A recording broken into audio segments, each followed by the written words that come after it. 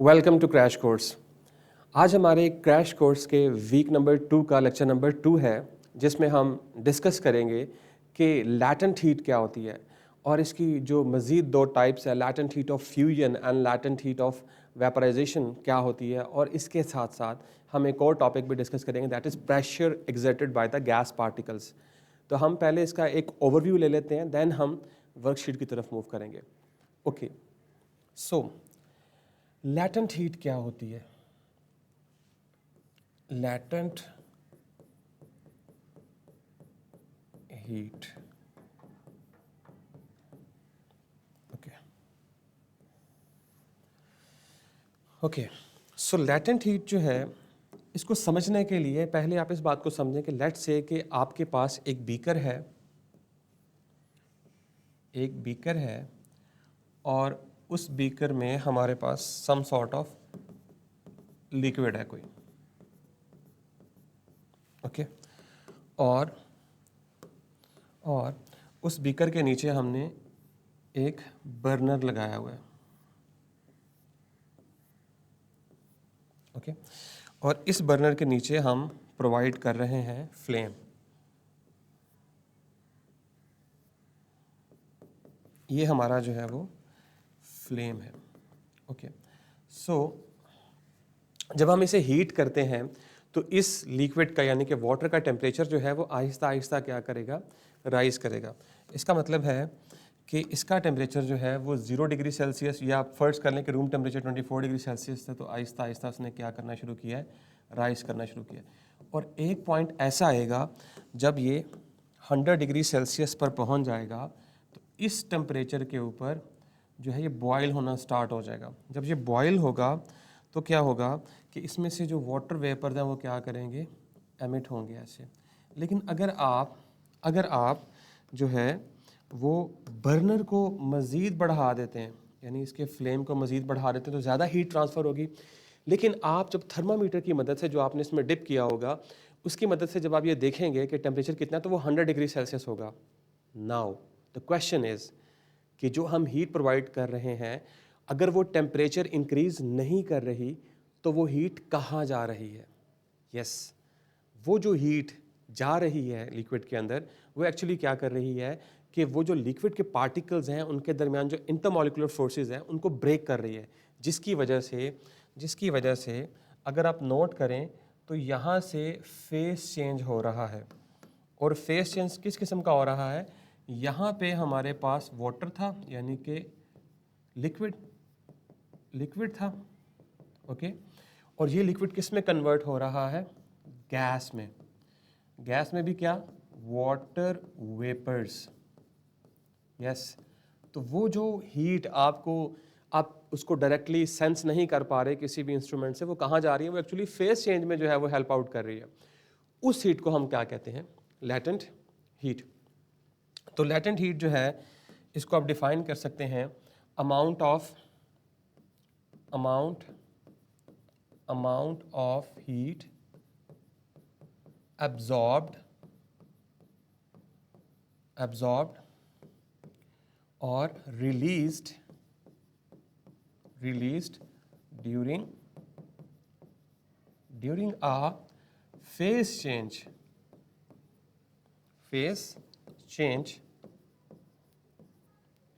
ठीक है, by a substance। तो ऐसी हीट को हम क्या कहते हैं? Latent heat. अब जो ये वर्ड लिखा हुआ है यहाँ पे, ये जो वर्ड लैटेंट लिखा हुआ है यहाँ पे, this latents actually means that hidden. इस लैटेंट का मतलब होता है हिडन। जैसे you have a latent potential, आपके पास एक हिडन पोटेंशियल है, या you have a latent talent, तो आपके पास एक हिडन टैलेंट है। तो उस तरह से हम इसको यहाँ पे यूटिलाइज करते हैं। तो आई होप सो कि आपने अभी तक ये समझ लिया है कि जो लैटेंट हीट है that is used for the phase change. Either आप सॉलिड से लिक्विड में जा रहे हैं, यानी कि मेल्टिंग ऑफ आइस, जिसे फ्यूजन भी कहा जाता है, या आप लिक्विड से गैस में जा रहे हैं, जिसे हम वेपराइजेशन भी कहते हैं। तो ये फेज चेंजेस जो हैं ये इन्वॉल्व होते हैं इसके अंदर।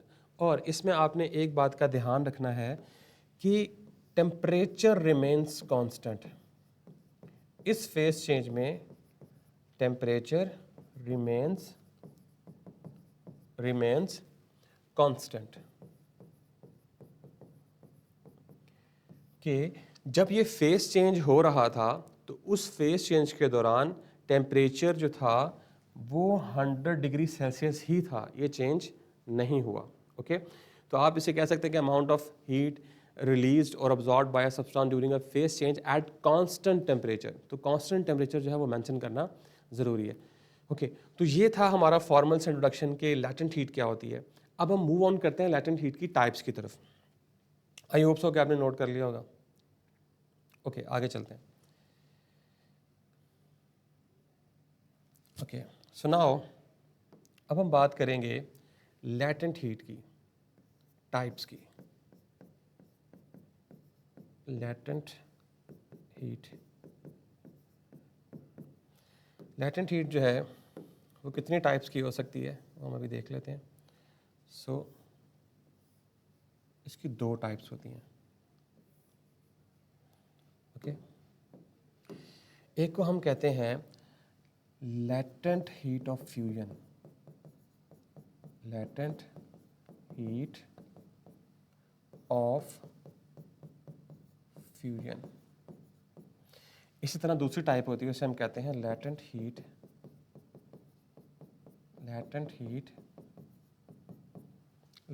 Of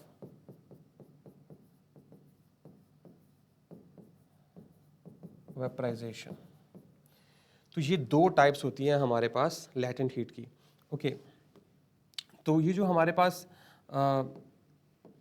latent heat of fusion है, इसमें क्या होता है कि इस प्रोसेस में जो है वो हमारे पास सॉलिड कन्वर्ट होता है into liquid.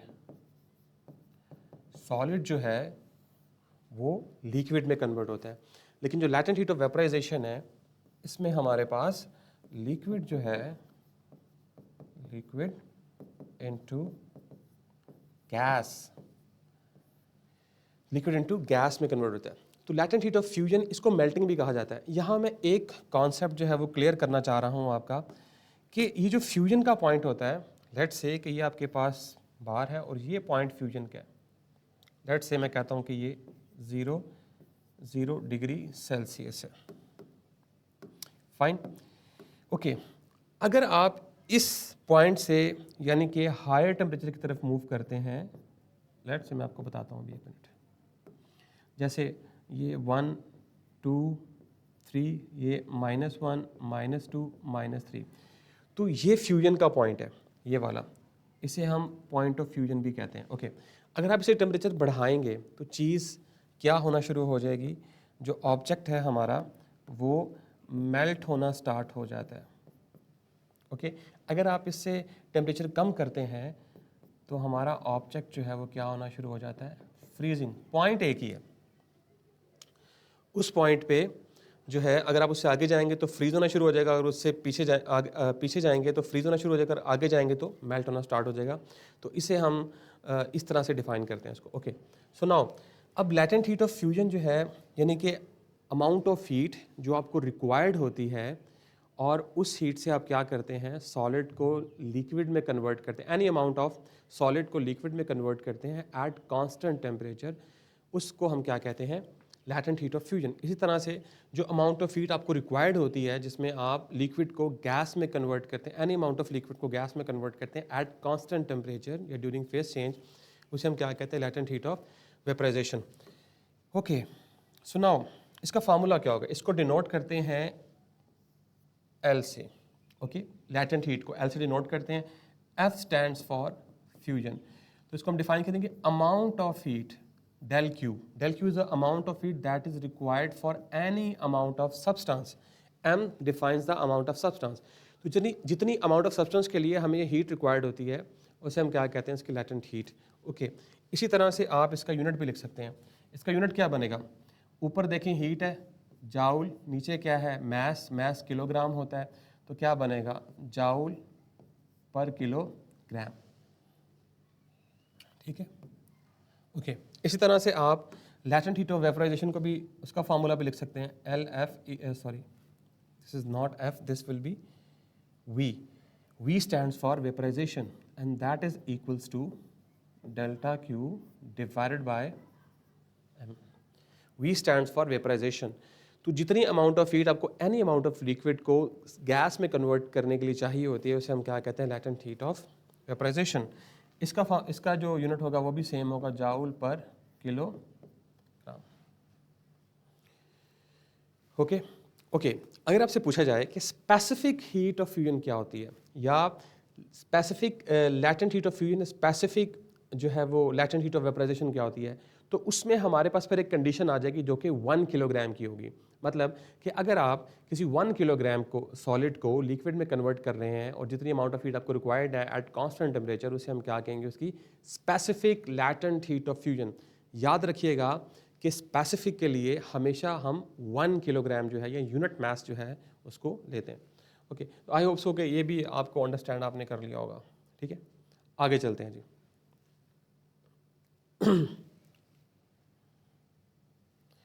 Okay, so now is pressure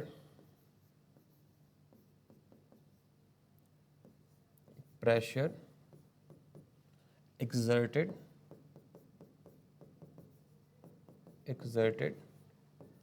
by gas particles. Okay, तो यहाँ पे जो है वो आप देखेंगे कि अब प्रेशर गैसेज जो है वो कैसे प्रेशर जो है वो एक्सर्ट करती हैं. तो ये हमारी हेडिंग है. ओके, कंसीडर करें कि हमारे पास एक कंटेनर है. So this is our container. थोड़ा सा गलत ड्रॉ हो गया.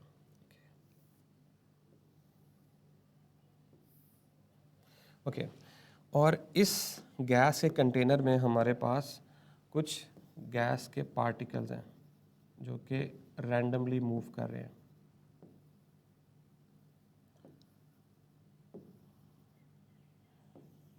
ठीक है, ये हमारे पास गैस के पार्टिकल्स हैं.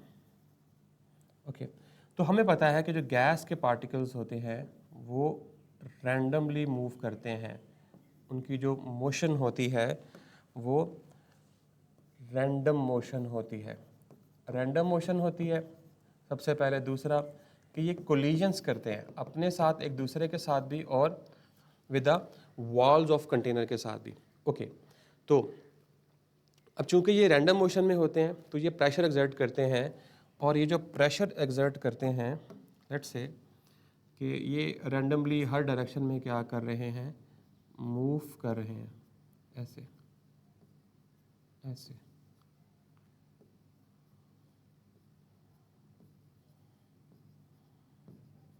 ये कोई ख़ास स्पेसिफिक डायरेक्शन नहीं होती. ओके, तो ये जो प्रेशर अप्लाई करते हैं वॉल ऑफ द कंटेनर पे, उसको हम डिफाइन करते हैं प्रेशर को हम डिफाइन करते हैं that is force per unit area. तो जितने एरिया के ऊपर ये प्रेशर अप्लाई करते हैं वॉल्स के एरिया पे या जो इसके जो साथ दूसरे मॉलिक्यूल्स होते हैं उनके एरिया पे, उसे हम क्या कहते हैं, प्रेशर. ओके, नाउ अब ये जो प्रेशर है जिसके बारे में हम बात कर रहे हैं कि ये प्रेशर जो है ये किन फैक्टर्स पे डिपेंड करता है, यानी कैसे हम इसको जो है वो इंक्रीज़ कर सकते हैं. तो वो कौन कौन से फैक्टर्स हैं जिसमें हमारा प्रेशर जो है वो क्या करेगा, इंक्रीज करेगा. ओके, सो नंबर 1 इज़ कि अगर हम टेम्परेचर को बढ़ाएं. टेम्परेचर वो पहला फैक्टर है कि अगर आप इस कंटेनर को हीट करेंगे तो इसकी जो मॉलिक्यूल्स की जो एजिटेशन है, जो मोशन है, वो मज़ीद वायलेंट हो जाएगी. मतलब वो और भी ज़्यादा कोलिजन्स करेंगे. इसका मतलब है जब उनकी जो कोलिजन्स मोर फ्रीक्वेंट हो जाएंगी, इसका मतलब है कि वो ज़्यादा प्रेशर जो है वो क्या करें, एक्सर्ट करें. इसके साथ साथ दूसरा फैक्टर है वॉल्यूम.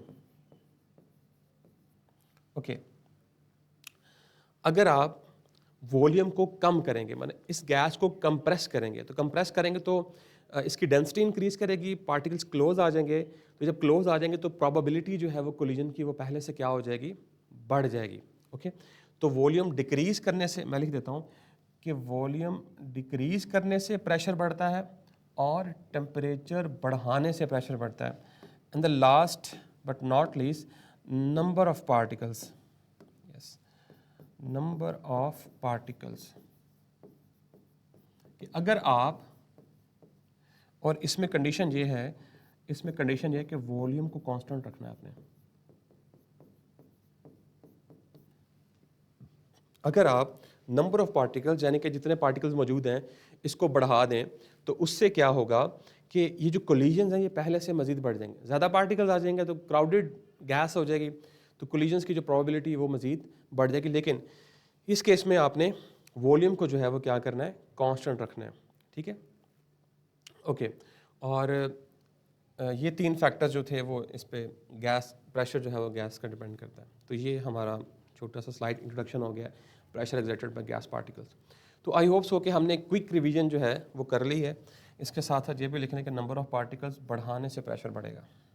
फाइन, ओके, हम आगे मूव करते हैं। अब हम चलते हैं अपनी स्लाइड्स की तरफ। पहली हमारे पास पहला एमसीक्यूज है कि ओके, द हीट अब्जॉर्ब्ड और रिलीज, यानी कि अमाउंट जो हीट है वो अब्जॉर्ब भी हो रही है और रिलीज भी हो रही है किसी सब्सटेंस से during a phase change. So now the phase change is involved. मतलब कि हीट अब्जॉर्ब होते हुए या हीट रिलीज होते हुए फेज चेंज हो रहा है विदाउट चेंज इन टेम्परेचर, और टेम्परेचर चेंज नहीं हो रहा, टेम्परेचर कांस्टेंट रह रहा है। तो इसे हम क्या कहेंगे, तो हम इसे स्पेसिफिक हीट कैपेसिटी कह सकते हैं, लेटेंट हीट, थर्मल एक्सपेंशन या इंटरनल एनर्जी। तो इसका सही ऑप्शन जो है दैट इज लेटेंट हीट, क्योंकि ये फॉर्मूला, ये जो डेफिनेशन है या स्टेम है एमसीक्यूज की, वो लेटेंट हीट को जस्टिफाई कर रही है। ओके जी, जो सुपर कंडक्टिविटी वाला टॉपिक है वो फॉर्मेटिव है। उसके रिलेटेड जितनी भी इंफॉर्मेशन दी गई है बुक में वो फॉर्मेटिव है, तो वो एज सच फेडरल बोर्ड में नहीं आएगा। ठीक है, ओके। सो हम आगे मूव करते हैं। इसका सही ऑप्शन जो है वो बी है। आई होप्स हो कि आपने नोट कर लिया होगा। Okay, so the next one is on a heating curve the horizontal proportions where the line is flat represented. Okay, हमने एक जो थी वो डिस्कस करना था उसको, ग्राफ को भी, कि अगर आप जो है वो टेम्परेचर एंड हीट, यानी कि अगर आप इस एक्सिस पे टेम्परेचर लें और इस एक्सिस पे हीट लें, तो जो हमारे पास, लेट्स से कि ये जो आपके पास टेम्परेचर है दैट इज़ -20। तो जब आप इसे हीट करना स्टार्ट करेंगे तो कुछ इस तरह से आपके पास कर्व बनेगी। पहले ये फ्लैट हो जाएगी इस तरह से, ऐसे, देन फिर इंक्रीज करेगी, फिर फ्लैट हो जाएगी, एंड देन फिर क्या करेगी, इंक्रीज करेगी। ये जहाँ पे फ्लैट होगी, ये जहाँ पे फ्लैट होगी इसे कहेंगे 100 डिग्री सेल्सियस। तो ये जो आपको 2 पॉइंट्स नज़र आ रहे हैं, यस, दिस वन यहाँ पे जहाँ पे फ्लैट कर्व होगी है, एंड दिस वन। तो यहाँ पे क्या हो रहा है, देखें, यहाँ पे जो है वो आपका जो सॉलिड आइस है, जो कि सॉलिड आइस है, यानी कि यहाँ पे कन्वर्जन हो रही है। सॉलिड आइस जो है वो किस में कन्वर्ट हो रही है, लिक्विड में, एट कांस्टेंट टेम्परेचर। देखिए टेम्परेचर नहीं बढ़ रहा है। फ्लैट कर्व का मतलब है कि टेम्परेचर तो अप एंड डाउन बढ़ेगा, कम होगा या बढ़ेगा, लेकिन ये फ्लैट कर्व है जिसकी वजह से ये जो पोर्शन है, इस पोर्शन को मैं कहता हूँ कि इसे मैं कहता हूँ OAB CD। ओके, तो AB के लिए सॉलिड जो है वो लिक्विड में कन्वर्ट हो रहा है, लेकिन टेम्परेचर क्या रह रहा है, कांस्टेंट। इसी तरह से CD में क्या हो रहा है कि लिक्विड जो है वो कन्वर्ट हो रहा है गैस के अंदर, but at constant temperature. So this flat curve represents the latent heat of fusion and this one represents the latent heat of vaporisation. Okay, तो ये फ्लैट कर्व्स हैं।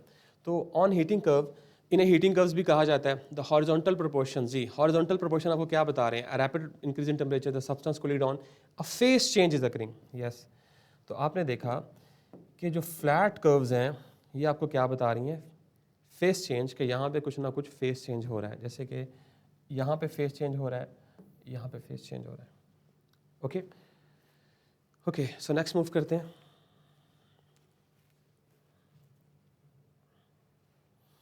The SI unit for the specific latent heat of fusion. जी, latent heat of fusion जो है वो उसका unit क्या होता है, हमने पढ़ा था कि latent heat of fusion is actually equals to del Q over m. So del Q has a joule and mass has a kilogram. So this is joule per kilogram. उसका सही यूनिट जो है वो जाउल पर kilogram है, तो उसका option क्या है, सी करेक्ट है। ओके, आगे मूव करें। Okay, so now fourth MCQs है, अकॉर्डिंग टू काइनेटिक थ्योरी। सो गैस के बिहेवियर को काइनेटिक थ्योरी जो है वो क्या करती है, एक्सप्लेन करती है, जिसने हमें ये बताया कि मोशन रैंडम होती है, कोलिजन्स होती हैं, इनलास्टिक कोलिजन होती है, साइज बहुत छोटा होता है, स्मॉल वॉल्यूम में इनफाइनाइट नंबर ऑफ पार्टिकल्स होते हैं। तो ये कुछ पॉइंट्स है काइनेटिक थ्योरी ऑफ गैसेस के। तो वो क्या हमें बता रही है, if it is added to a substance during a phase change where does the energy go, कि जब फेज चेंज के दौरान हम एनर्जी प्रोवाइड करते हैं तो क्या होता है, एवरेज काइनेटिक एनर्जी इंक्रीज करती है। अगर एवरेज काइनेटिक एनर्जी इंक्रीज करेगी तो टेम्परेचर इंक्रीज करेगा, लेकिन ऐसा तो होता नहीं है। तो इसका सही ऑप्शन है B, it is use to weaken the attractive forces between the particles. जी, तो वो जो फेस चेंज के दौरान हम हीट प्रोवाइड करते हैं, वो हीट जो है वो क्या करती है कि पार्टिकल्स की जो इंटर मॉलिक्यूलर फोर्सेज होती हैं उनको क्या करती है, वीक कर देती है। तो इसका सही ऑप्शन जो है वो बी है। फाइन, ओके, सो हम नेक्स्ट मूव करते हैं। 5. What is the value of specific latent heat of fusion for ice? जी, ये आपकी असाइनमेंट है, अगर कोई बैठा हुआ है तो वो आंसर दे सकता है कि इन तीनों में से जो सही आंसर है वो क्या है।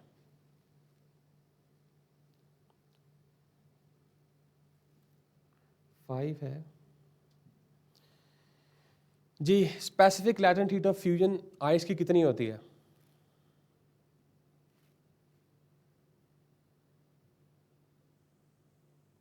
ओके तो specific latent heat of fusion जो है वो ऑप्शन बी है, लेकिन इसमें थोड़ी सी करेक्शन की ज़रूरत, दैट इज़ प्लस, कि 3.33 इंटू 10⁻⁻5 इसका जो है वो करेक्ट आंसर है।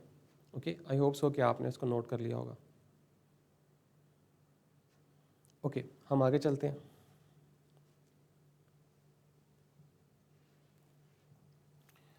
Pressure exerted by gas is defined as. जी, प्रेशर को हमने कैसे डिफाइन किया था, pressure is equals to force per unit area, that is equals to F over A।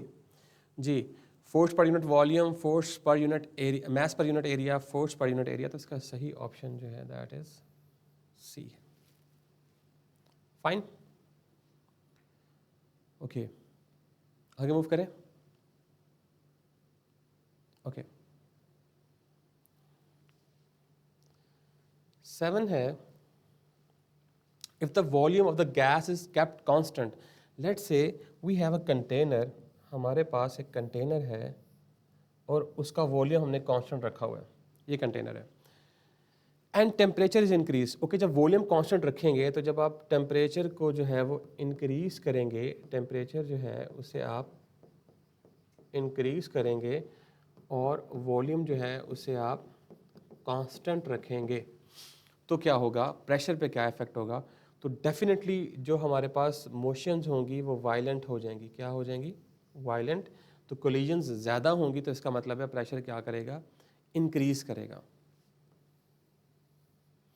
Okay, ये एक लॉ भी बनता है, शायद आपको पता होगा। ठीक है, ओके, आगे चलते हैं।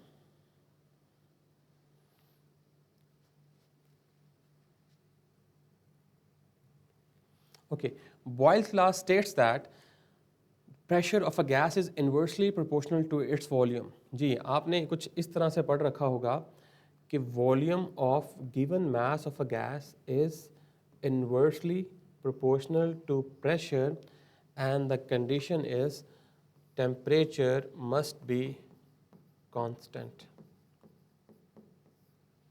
फाइन, तो डैश इज केप्ट कांस्टेंट, तो मैंने इसका आंसर दे दिया आपको कि टेम्परेचर जो है वो क्या रहता है, बॉयल्स लॉ में कांस्टेंट रहता है। तो इसका सही ऑप्शन जो है वो बी है। तो बी जो है वो इसका करेक्ट ऑप्शन है। ओके, नेक्स्ट मूव करें। ओके, 9 है, why does increasing the number of gas particle in a fix volume increases the pressure. तो मैंने आपको बताया था कि अगर हम जो है वो गैस पार्टिकल्स के नंबर ऑफ गैस पार्टिकल्स जो हैं उनको इंक्रीज करते हैं तो उससे क्या होता है कि प्रोबेबिलिटी ऑफ कोलिजन पहले से बढ़ जाती है, मतलब कि चांसेस ऑफ जो कोलिजन है वो ज़्यादा हो जाते हैं। तो क्या होगा, the number of collisions with the wall increase, the particles gate longer, the temperature automatically drops. तो इसका सही ऑप्शन जो है दैट इज सी। ये कोलिजन्स जो है वो पहले से क्या हो जाएंगी, बढ़ जाएंगी। ओके,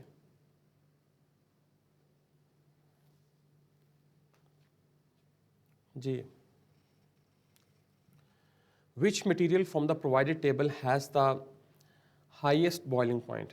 जी, ये आपकी असाइनमेंट है, आपने फाइंड आउट करना है कि इन चारों में से किसका बॉइलिंग पॉइंट जो है वो ज़्यादा होता है।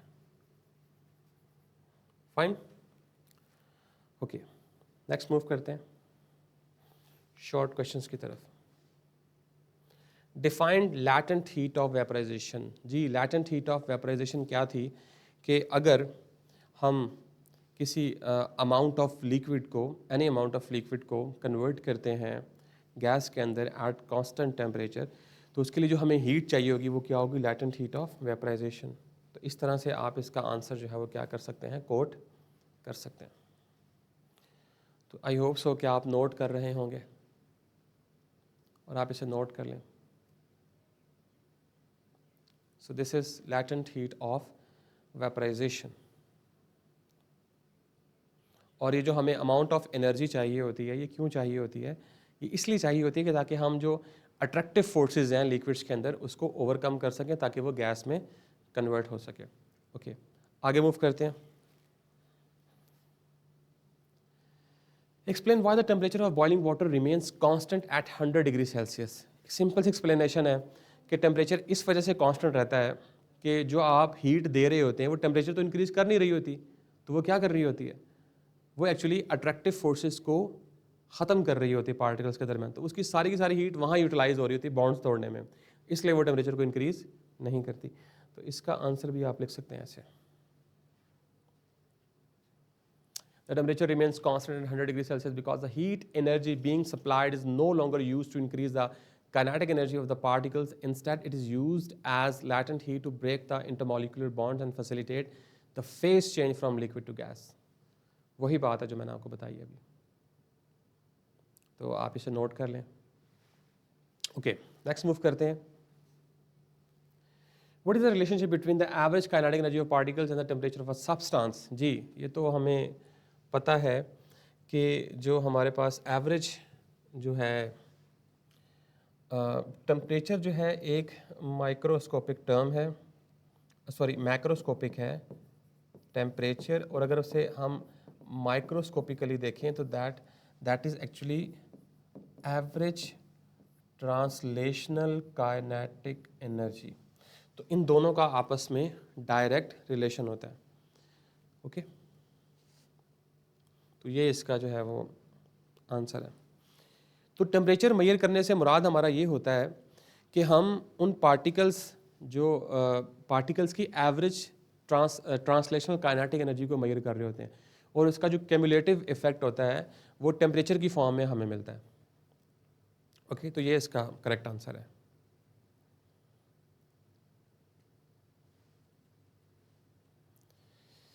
ओके, नेक्स्ट मूव करते हैं। क्वेश्चन नंबर 4 है, briefly explain how gas particles exert pressure on the walls of the container. जी, कैसे करते हैं? तो आपको पता है कि गैसेस जो हैं उनमें जो पार्टिकल्स हैं वो रैंडम मोशन में होते हैं। तो रैंडम मोशन में होने की वजह से वो क्या करते हैं, वॉल्स के ऊपर प्रेशर जो है वो एग्जर्ट करते हैं, और ये इतनी ज़्यादा रैंडम होती है और इतनी ज़्यादा वायलेंट होती है कि million of collisions over a specific area results in the measurable pressure of the gas.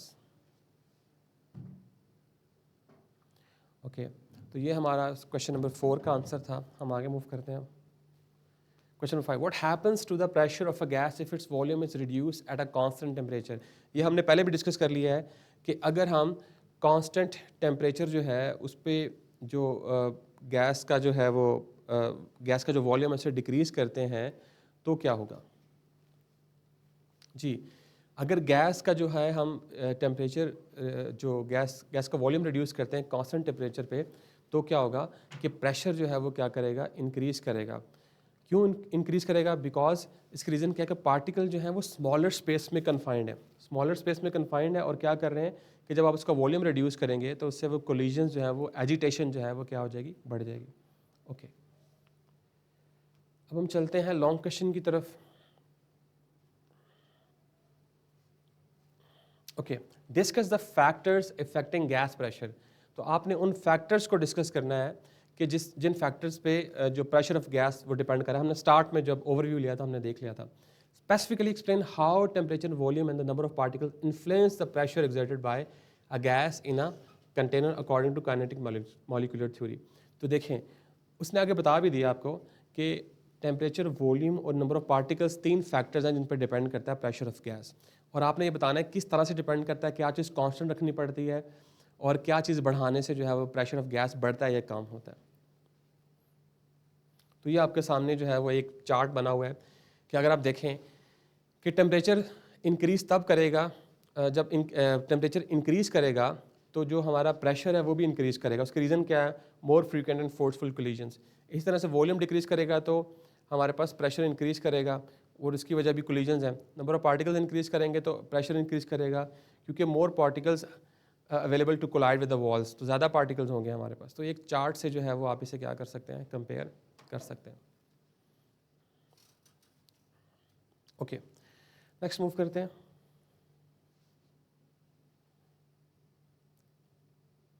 Okay, so next है हमारे पास describe the heating curve of the ice from -20 degree Celsius to 110 degree Celsius. तो ये मैंने शुरू में जो है वो आपके साथ शेयर की थी. यस, ये जो कर्व आपको नज़र आ रही है,